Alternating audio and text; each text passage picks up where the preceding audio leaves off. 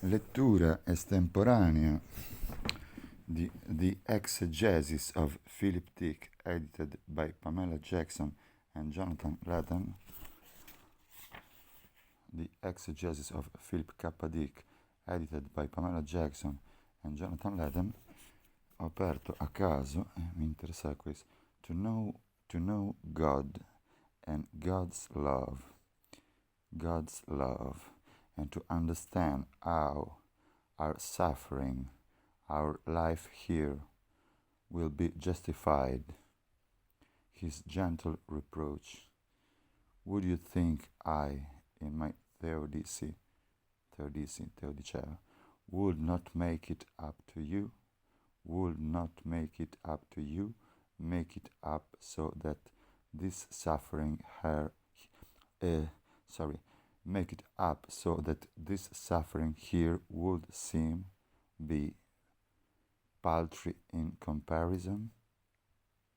And then he let me experience a little of the bliss to come. So the bliss did three things. It explained why he would let us suffer here, how it would be justified,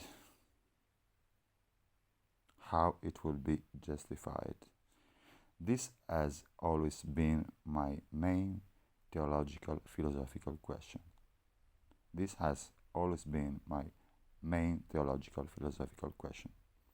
Because it was infinite bliss, it proved he was God, because I see this as proof. Only God can provide infinite bliss. Because I see this as proof. Only God can provide infinite bliss. It made me happy intrinsically, but the love outshone the bliss. Perhaps it gave rise to the bliss. I have never known such love. Human personality is imaged upon his personality. I realize. Human personality is imaged upon his personality. I realize. I too feel it. This is why I thought it was infinite. It was, why? Because I see my image reflected on the glass with a bandana rossa in Rosati's bar many years ago, and it seemed like Jesus. This is when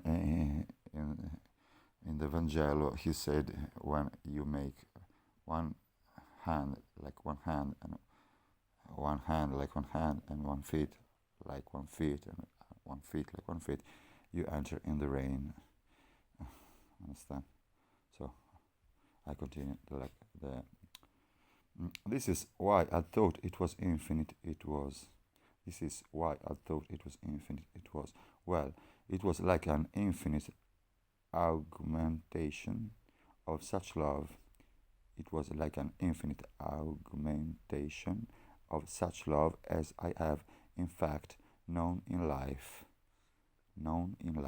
But it was beauty in the form of love.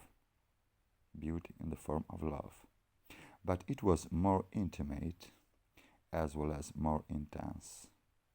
It pulsated like maybe a light. And he knew me, and yet still he loved me, Of one thing there is no doubt. This was the Judeo-Christian concept of God. Transcendent, with life to come, the afterlife, as a reward, and this life here on ordeal, but one justified by the afterlife. Transcendent, with the life to come, the afterlife, as a reward, and this life here an ordeal, but one sanctified by the afterlife. And God of love, bestowing infinite eternal bliss.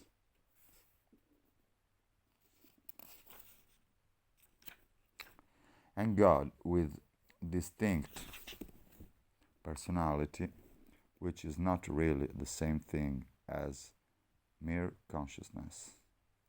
Pantheism was by what he said ruled out.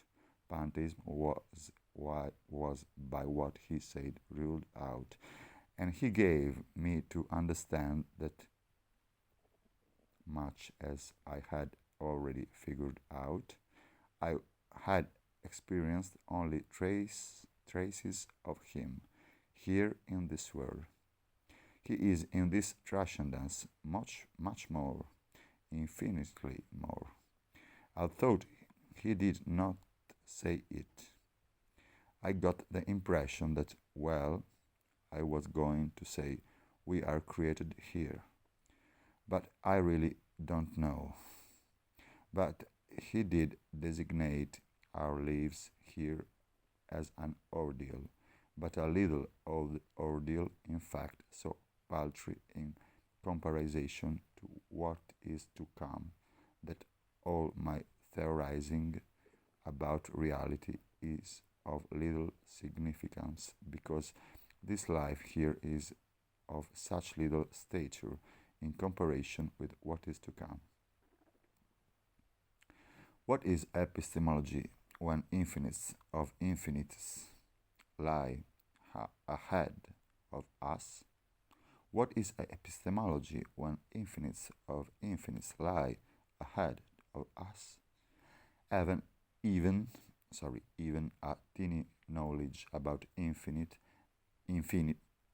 a teeny knowledge about infinity and eternity is more than a lot of knowledge. Even a teeny knowledge about infinity and eternity is more than a lot of knowledge about this finite world. A point I have totally missed. All my speculations have been about word, so word as me fast. It has been a trap. Io mi fermo qua in questa lettura, un po' magari continueremo.